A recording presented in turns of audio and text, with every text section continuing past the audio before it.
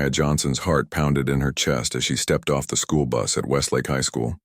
The massive brick building loomed ahead, students streaming through its wide doors like ants to their hill.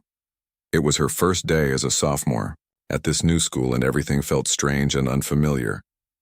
Back at her old school, Maya had been known for her sharp mind and quick thinking.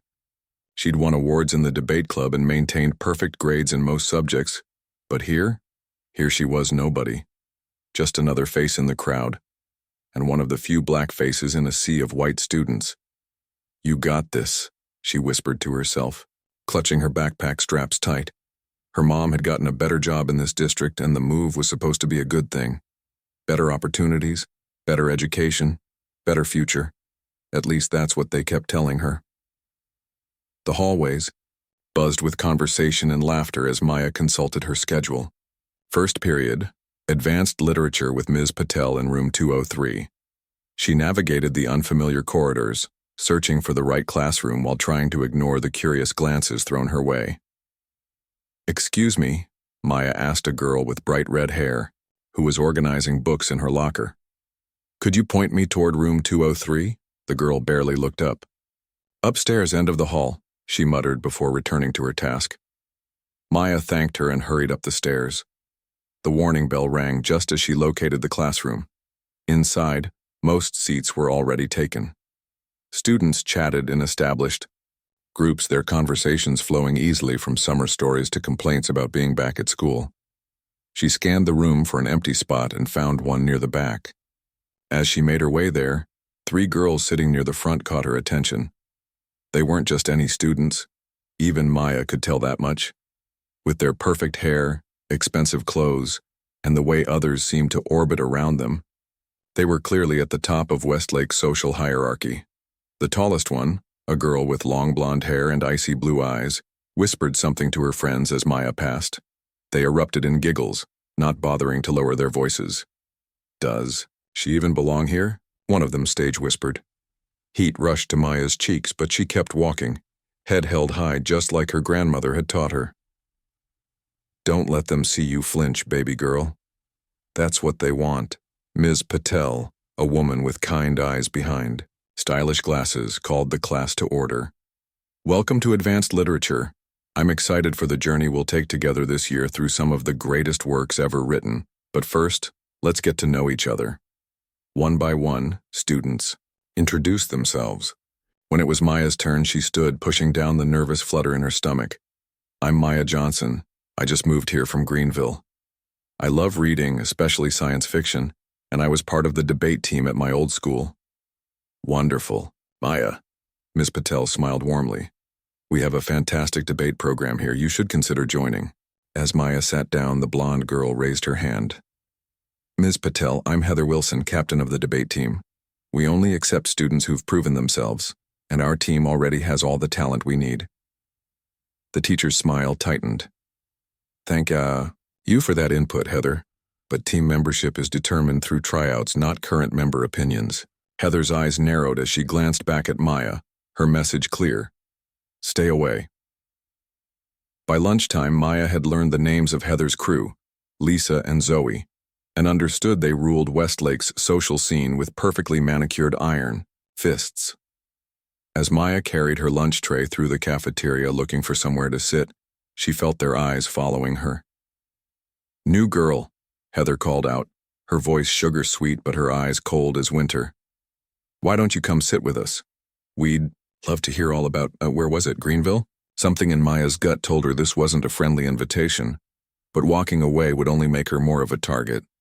She approached their table cautiously, like someone approaching a sleeping snake. "So," Lisa said, twirling her dark hair around one finger, "what brings you to our little school? Did your parents get tired of wherever you were before?" Maya set her tray down. "My mom got a better job here. She works in hospital administration." "How nice," Zoe replied with a smile that didn't reach her eyes. "It must be hard being the new girl, especially when you're so different from everyone else." The first few weeks at Westlake were harder than Maya could have imagined. What started as uncomfortable encounters with Heather, Lisa, and Zoe quickly grew into something ugly and relentless. They weren't just mean girls, They were calculated. Tormentors who'd found their newest target. "Look who decided to show up," Heather announced loudly one morning as Maya entered the classroom. "Did you get lost on your way to school again? Or is being on time just not a thing where you're from?" Maya tried to ignore them, sliding into her seat and focusing on organizing her notebooks. But their voices carried, designed to be heard by everyone. "I heard she only got in because of some diversity program," Lisa stage whispered. "My dad says they have to let in a certain number every year," Zoe snickered. "That explains why she answers everything in class, trying to prove she belongs. Here?" The whispers and stares followed Maya through the hallways. Someone accidentally spilled water on her homework. Her gym clothes disappeared during PE, forcing her to sit out and receive a failing grade for the day. Each incident seemed random to teachers, but Maya knew better. During lunch, she started eating in the library, finding peace among the books. The librarian, Mrs. Chen, noticed Maya's regular presence. "You know," Mrs. Chen said one day, "most students can't wait to escape to the cafeteria. What brings you here every day?" Maya shrugged, not wanting to be a tattletale. "I just like reading." During lunch, Mrs. Chen didn't push, but she started recommending books to Maya. Powerful stories about overcoming adversity that somehow always seemed perfectly chosen. The debate team tryouts were approaching, and despite Heather's obvious warning, Maya couldn't help but feel drawn to the opportunity. Debate had been her sanctuary at her old school, the place where her quick thinking and articulate speech were valued above all else. "You should go for it," her mother encouraged over dinner. "Don't let anyone intimidate you out of doing what you love." Maya's younger brother nodded enthusiastically. "Yeah, show them how smart you are." The day before tryouts, Maya found a note stuck to her locker. Her stomach dropped as she unfolded it. Inside was a crudely drawn picture of her with exaggerated features and the words, "Go back where you came from," scrawled across the bottom. Her hands trembled as she crumpled the paper and shoved it deep into her backpack. For the first time since arriving at Westlake, she felt tears threatening to spill. She rushed to the bathroom, locking herself in a stall until she could breathe normally again. When she finally emerged, she found Heather applying lipstick at the mirror. "Oh, it's you," Heather said, her eyes meeting Maya's in the reflection. "You look awful. Homesick, maybe?" Maya washed her hands silently. "I heard you're thinking of trying out for debate tomorrow," Heather continued, her voice deceptively casual. "Just so you know, the judges are all friends with my parents. My dad's on the school board." "Thanks for the information," Maya replied, her voice steadier than she felt. Heather's smile tightened. "Just trying to save you from embarrassment." That night, Maya couldn't sleep. She tossed and turned, replaying Heather's words and imagining the humiliation of being rejected from the debate team in front of everyone. Around midnight, she heard her grandmother's soft footsteps in the hallway. "You still awake, child?" "Grandma." Josephine peeked into her room. Maya sat up. "I can't sleep." Her grandmother eased herself onto the edge of the bed. "What's troubling you?" The whole story came pouring out. The bullying, the isolation, the debate tryouts, everything Maya had been bottling up for weeks. Her grandmother listened quietly, her weathered hands holding Maya's. "You know," Grandma Jo finally said, "when I was about your age, I was the first black student to integrate into my high school. Those white children did everything they could to break my spirit." Maya looked up. "What did you do?" A slow smile spread across her grandmother's face. "I became valedictorian. Not to prove anything to them, but to prove to myself that their opinion of me didn't determine my worth." She squeezed Maya's hands. "Those girls are bullies because they're afraid of you. Afraid of your intelligence, your beauty, your strength. Don't you dare dim your light because it makes them uncomfortable. But what if they're right? What if I don't belong here? Child, you belong anywhere your feet take you. And tomorrow those feet are taking you to debate tryouts." As Maya drifted to sleep, her grandmother's words echoed in her mind. The next morning, she walked into school with her head held higher, the debate talking points she'd practiced firmly, memorized. Whatever happened at tryouts, she wouldn't let fear stop her from trying. What she didn't expect was for Heather, Lisa, and Zoe to be waiting by her locker with smirks on their faces and a phone held up, recording her approach. "Here, she comes," Heather announced to the camera. "The girl who thinks she can just walk in and take over our debate team." Maya's heart hammered in her chest as she faced the three girls. Their phone was pointed directly at her, recording every reaction. A small crowd had gathered to watch the confrontation, their curious eyes darting between Maya and the trio of bullies. "I don't want any trouble," Maya said, keeping her voice steady despite the trembling in her hands. "I just want to get to class." Heather stepped closer, her smile never reaching her eyes. "But we're having such a nice conversation. Tell everyone why you think you deserve to be on our debate team when you haven't even been here a month." "The tour team belongs to the school, not to you," Maya replied, reaching for her locker. Lisa slammed her hand against it, blocking Maya's access. "Wrong answer," Lisa sneered. "Everything at this school belongs to us. The sooner you learn that, the easier your life will be."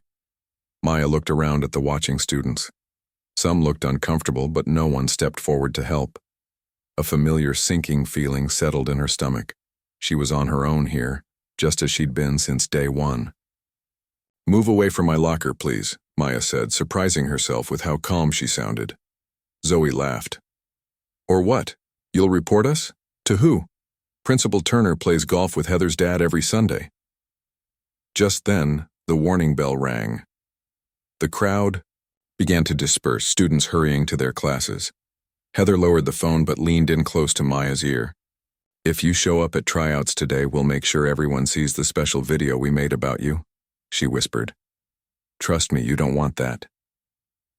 The three girls walked away, leaving Maya frozen in place. Her mind raced through possibilities. What video? What had they done? The second bell rang, jolting her out of her thoughts. She was late for class now, but the debate tryouts seemed like an even bigger problem. Throughout her morning classes, Maya couldn't focus. Her usual sharp attention wandered as she imagined what humiliating content the girls might have created. By lunchtime, she'd convinced herself that skipping the tryouts was the safest option. She headed to her usual spot in the library, but found Mrs. Chen talking with another teacher. Not wanting to interrupt, Maya wandered deeper into the stacks, finding a quiet corner where she could eat her sandwich in peace. "They're absolute monsters," a voice said from the other side of the bookshelf. Maya froze mid-bite. "I know," another voice agreed. "Did you see what they did to that new girl this morning?" "Yeah, but that's nothing compared to what they've got planned. My cousin's friends with Lisa's little brother. He said they took Maya's debate application from the submission box and replaced it with one covered in racist stuff. They're going to pretend she submitted it." Maya nearly choked. So that was their plan, to make it look like she had written something horrible and submitted it herself. Her mind spun with panic, then suddenly cleared with a strange, calm certainty. She wouldn't run from this. She couldn't. After school, Maya went straight to the debate coach's office. Mr. Gonzalez was organizing papers when she knocked on his open door. "Maya Johnson, right?" he said with a friendly smile. "Are you here about tryouts? They're not for another hour." "Actually, I'm here about something else," Maya said, stepping into the office. "I think someone tampered with my application." "Mr. Gonzalez frowned. "What do you mean?" "I filled out an application yesterday and put it in the submission box. But I just heard that someone took it out and replaced it with something inappropriate, something that would make me look bad." The teacher's eyebrows shot up. "That's a serious accusation. Do you know who might have done this?" Maya hesitated.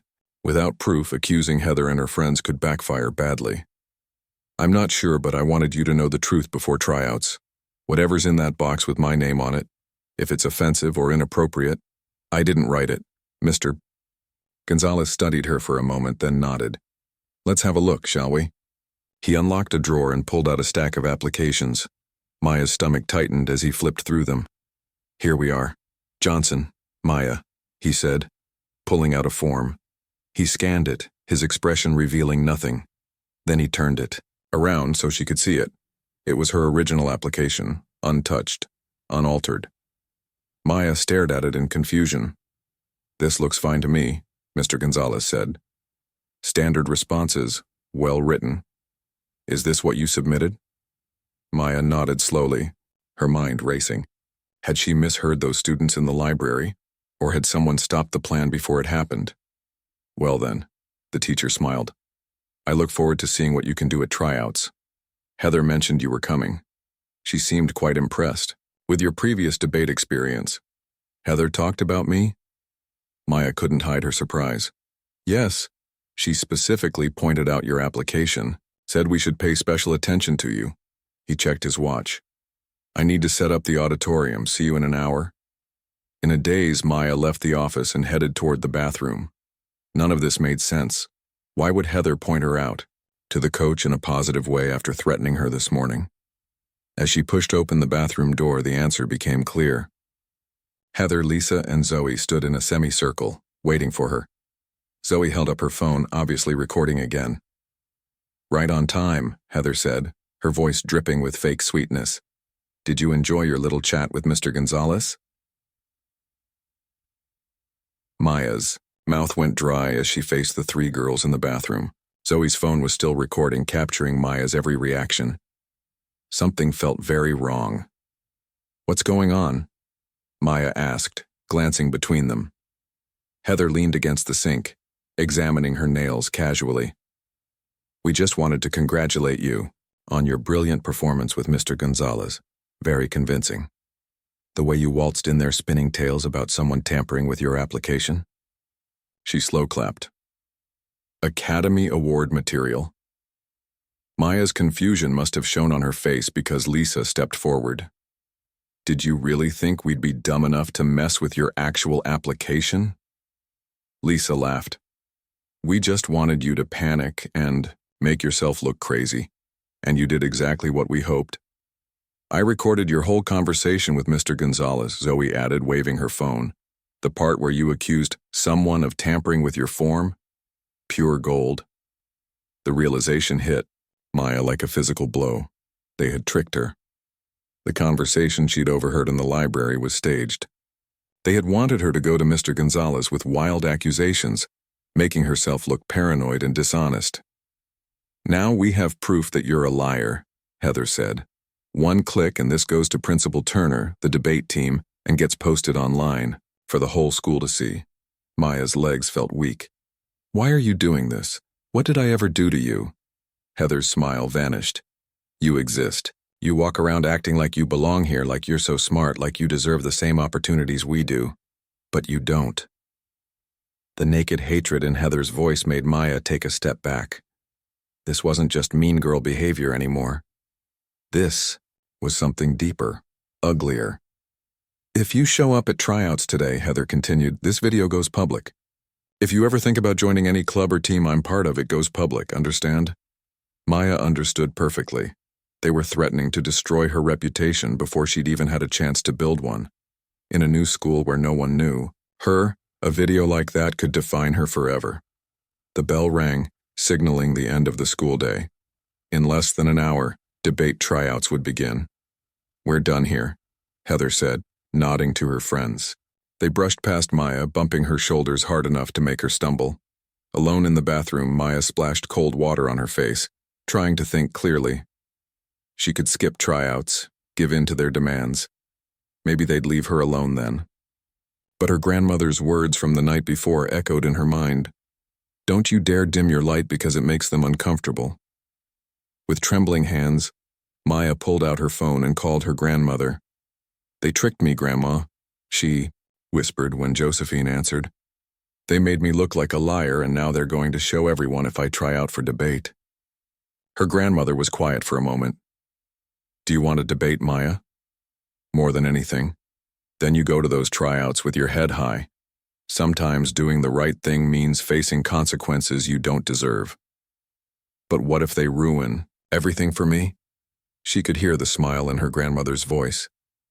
Baby girl, no one can ruin you unless you let them. After hanging up, Maya sat in a bathroom stall for a long time, thinking. When she finally emerged, her face was set. With determination, she had 15 minutes until tryouts began, and she knew exactly what she needed to do. First, she went to the computer lab and quickly typed up an email. She sent copies to herself, her mother, and her grandmother, then deleted it from the sent folder. Next, she headed to the auditorium where tryouts would be held. Just outside the double doors, Maya paused. Through the small windows, she could see students gathering inside. Heather, Lisa, and Zoe sat in the front row, huddled over Zoe's phone, probably preparing to share the video the moment Maya walked in. Her heart hammered so hard she could feel it in her throat. This could go terribly wrong. She could end up humiliated, labeled a liar, pushed even further to the margins of Westlake's social structure. But if she walked away now, she'd be letting them win. Worse, she'd be betraying herself. Taking a deep breath, Maya pushed open the auditorium doors. Conversations stopped as heads turned toward her. Heather's eyes widened in surprise, then narrowed, with anger. Maya walked straight down the center aisle, not toward the stage where the other tryout candidates were gathering, but directly to where Mr. Gonzalez sat with the other judges. "Mr. Gonzalez," she said, her voice stronger than she felt, "I need to speak with you before tryouts begin. It's important." The teacher looked up, surprised. "Can it wait until after, Maya?" "No, sir, it can't." She was aware of everyone watching, of Heather's furious glare, of the whispers starting around the room. "It's about what we discussed earlier and some new information I've received." Mr. Gonzalez studied her face, then nodded. "Let's step outside." As they walked toward the doors, Maya heard Heather's harsh whisper to Zoe, "Send it now." But Maya didn't run or try to stop them. She walked steadily beside Mr. Gonzalez, ready to face whatever came next. Outside in the hallway, she told him everything.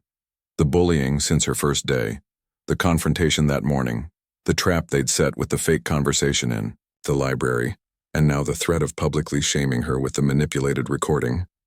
"I know how this sounds," Maya finished, "and I know they're probably sending that video around right now, but I wanted you to hear the truth from me first." Mr. Gonzalez's expression had grown increasingly serious. "That's a very serious accusation, Maya.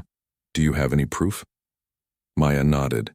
"I just emailed myself a detailed account of everything that's happened, including today, right after it happened in the bathroom. The timestamps will show it was before any video could have been shared. And—" She hesitated, then continued, "I think you should check Zoe's phone. I'm pretty sure they recorded their bathroom conversation with me too, not just the one with you." The auditorium doors burst open. Principal Turner stood there, his face flushed with anger. "Mr. Gonzalez, we have a situation," he said. "I've just been shown a very disturbing video of this student making false accusations." Principal Turner stood in the doorway, his stern face making Maya's stomach drop. Behind him, Heather smirked, triumphantly, waving Zoe's phone in the air like a trophy. "Sir," Mr. Gonzalez began. Maya was just explaining. "I've seen enough," Principal Turner cut him off.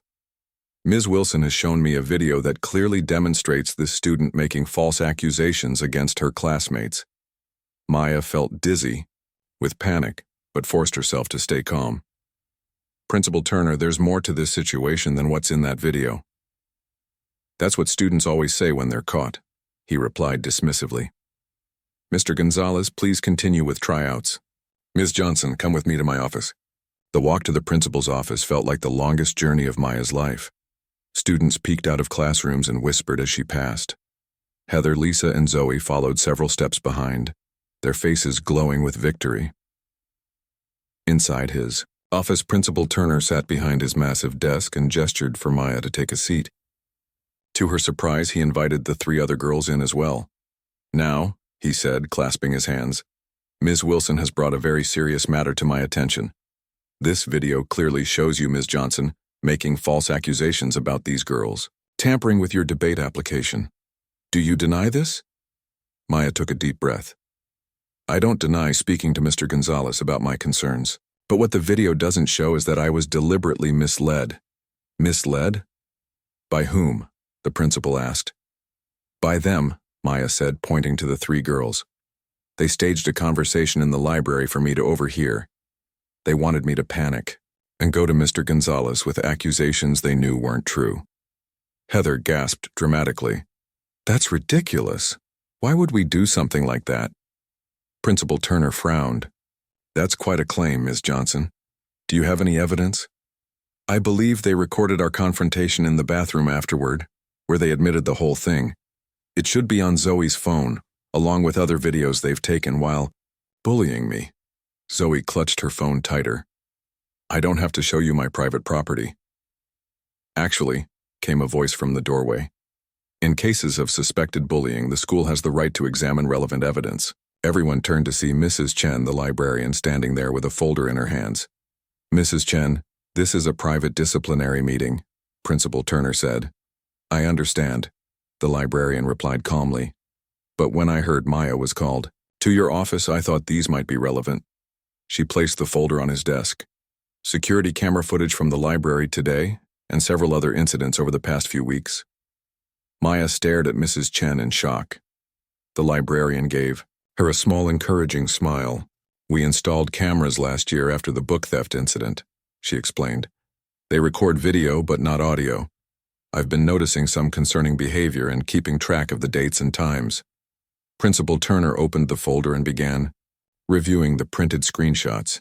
His expression grew increasingly troubled as he flipped through the pages. These show these 3 students following Maya into the library repeatedly, Mrs. Chen continued. There's also footage of them blocking her locker, surrounding her in hallways, and today, positioning themselves near the biography section shortly before Maya arrived. They appear to be speaking loudly while looking in her direction, though, of course, we don't have audio. The principal looked at Zoe's phone, then at the 3 girls whose confident expressions had begun to falter. I'd like to see the rest of the videos on that phone, he said firmly. My parents won't allow that, Heather declared. My father is on the school board and he would be very disturbed to learn his daughter is involved in bullying. Principal Turner finished for her. I know your father well, Ms. Wilson. He's championed our anti-bullying policies. For the first time, Heather looked uncertain. She exchanged nervous glances with her friends. Either show me the phone willingly, the principal continued, or I'll have to involve your parents and possibly the school resource officer. Bullying and harassment are serious offenses. The atmosphere in the room had shifted dramatically. The 3 girls who had seemed so powerful minutes earlier now looked small and scared. We were just joking around, Lisa said weakly. We didn't mean anything by it. Let me see the phone, Principal Turner repeated. With trembling hands, Zoe unlocked her phone and handed it over. The principal spent several minutes looking through it, his expression growing darker with each swipe. Ms. Johnson, he finally said, looking at Maya, I owe you an apology for jumping to conclusions. There are indeed videos here that corroborate your story, including one from the bathroom today where these students admit to setting you up. Relief washed over Maya so strongly that she had to grip the arms of her chair to stay upright. What happens now? She asked quietly. First, you'll go back to debate tryouts if you still wish to participate, Principal Turner said. As for these 3, they'll be suspended pending a full disciplinary review. We take bullying very seriously at Westlake. Heather's face crumpled. But that's not fair. It was systematic harassment based on prejudice, the principal said firmly. The videos make that abundantly clear. As Maya stood to leave, Mrs. Chen placed a gentle hand on her shoulder. I'm sorry I didn't step in sooner, the librarian said softly. I needed to gather enough evidence first. Thank you, Maya whispered, blinking back tears. When she returned to the auditorium, debate tryouts were already underway. Mr. Gonzalez paused the proceedings when she entered. Maya, he said with a warm smile, we saved a spot for you. With her head held high, Maya walked to the stage, aware of the curious stares, but no longer afraid of them. She took her position at the podium and looked out at the audience at the empty seats where Heather, Lisa, and Zoe had been sitting. The topic is justice versus revenge, Mr. Gonzalez announced. You have 1 minute to prepare. As Maya gathered her thoughts, a strange sense of calm settled over her. She hadn't wanted revenge against her bullies. She had simply wanted justice, the chance to be herself without fear, the opportunity to shine without being dimmed by others' hatred. When she began to speak, her voice rang clear and confident through the auditorium. This was her moment, not defined by what had been done to her, but by what she chose to do now. The regional debate championship arrived on a crisp Saturday morning in October. 6 weeks had passed since the incident with Heather, Lisa, and Zoe, and life at Westlake had transformed for Maya in ways she couldn't have imagined.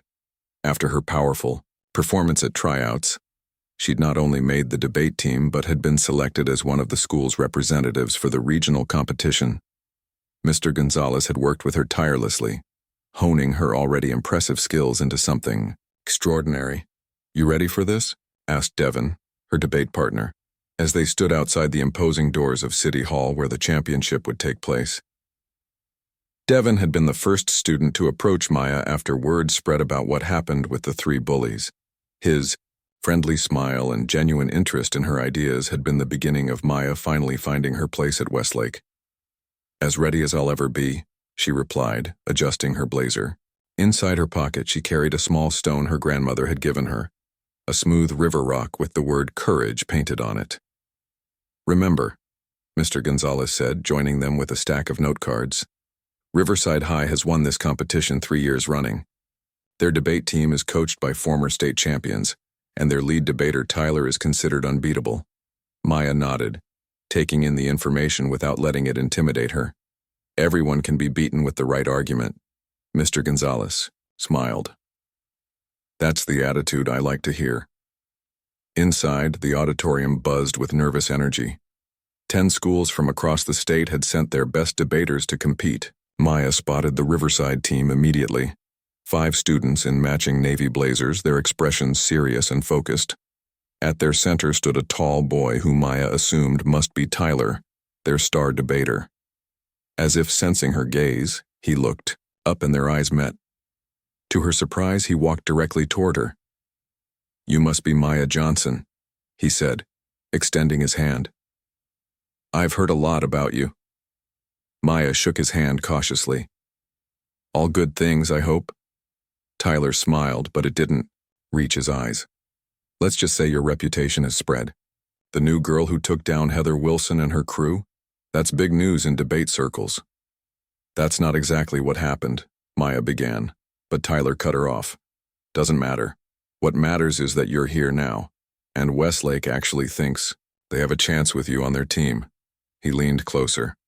"Just so you know, I've never lost a regional debate. Not once." Before Maya could respond, a woman with a clipboard called for all teams to take their places. Tyler gave her a mocking salute and returned to his team. "What was that about?" Devin asked. Maya shook her head. "Just some friendly intimidation. Let's focus on the debate." The day proceeded with preliminary rounds. Teams were eliminated one by one as the competition grew fiercer. Maya and Devin worked seamlessly together, advancing through each round with growing confidence. By late afternoon, only 4 teams remained: Westlake, Riverside, Oak Ridge, and Pine Valley. The final round, "Topics have been selected," announced the head judge, a stern-looking woman with silver hair. "Teams will debate in pairs. The winners of each match will face off for the championship." Maya held her breath as the matchups were announced.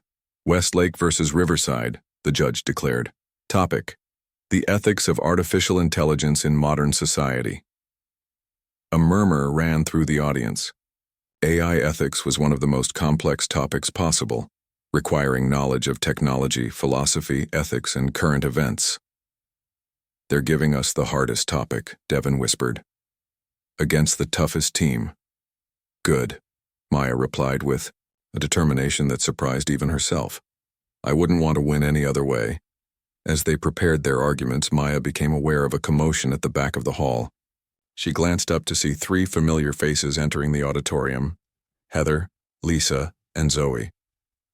They had returned to school the previous week after their suspension, noticeably subdued and keeping their distance from Maya. Their presence sent a wave of anxiety through her. Why were they here? Had they come to watch her fail? "Don't let them distract you," Mr. Gonzalez said quietly, noticing her reaction. "Remember why you're here." Maya nodded and refocused on her notes. The competition. Organizers had given each team 30 minutes to prepare their arguments. She and Devon had decided she would argue the affirmative position, while he would handle rebuttal. When time was called, the teams took their positions on stage. Maya stood facing Tyler, the bright lights making it difficult to see the audience. But she could feel the weight of all those eyes watching her. "Westlake will present the affirmative argument first," announced the judge. 5 minutes. Maya approached the podium, her heart racing. She placed her notes down but didn't immediately look at them. Instead, she scanned the audience, letting her eyes adjust to the light. She could make out her mother and grandmother in the third row, both wearing proud smiles. Further back sat Heather, Lisa, and Zoe, their expressions unreadable. Taking a deep breath, Maya began to speak. "When we discuss artificial intelligence ethics, we're not just talking about technology. We're talking about humanity, our values, our biases, our future." Her voice grew stronger with each word. "The question before us today is not whether AI should exist, but how we ensure it exists in a way that benefits all people fairly." As she built her argument, weaving together philosophical principles with real-world examples, Maya felt something shifting in the room. The audience leaned forward in their seats. The judges stopped taking notes and simply listened. Even Tyler's confident expression faltered slightly. Maya didn't just present facts and figures. She told a story about technology, power, and who gets left behind when innovation moves too quickly. She spoke about her own experiences with bias, without naming names or pointing fingers, and connected those personal insights to the larger questions of ethics in AI development. When her time expired, the auditorium remained silent for a beat, before erupting into applause. As she returned to her seat, Devon squeezed her arm. "That was incredible," he whispered. Tyler approached the podium next, his expression now deadly serious. His counter-argument was polished and precise, filled with technical details and cutting rebuttals. He was good, very good. But Maya could sense a defensiveness in his tone that hadn't been there before. The debate continued with Devon's rebuttal and Tyler's teammate providing their closing argument. Throughout it all, Maya remained focused, taking careful notes and preparing for her final statement. When she stood for her closing remarks, Maya left her notes on the table. She had prepared extensively, but now she wanted to speak directly from her heart. "My opponents have argued brilliantly about the technical limitations and economic necessities of AI development," she began. "But technology doesn't exist in a vacuum. It's created by humans with human flaws and biases." She paused, looking directly at Tyler. "When we rush to create systems that reflect our world as it is, rather than as it should be, we risk cementing existing inequalities into our future. The question isn't whether AI will change our world. It's whether we have the courage to ensure that change lifts everyone up, not just those who already have power and privilege." As she returned to her seat, Maya caught a glimpse of Heather in the audience. To her surprise, the girl wasn't glaring or smirking. She was watching Maya with an expression that looked almost like respect. The judges conferred for nearly 20 minutes before returning with their decision. The head judge approached the microphone, her face giving nothing away. After careful consideration, she announced, "The winner of this debate round, advancing to the championship match, is Westlake High School."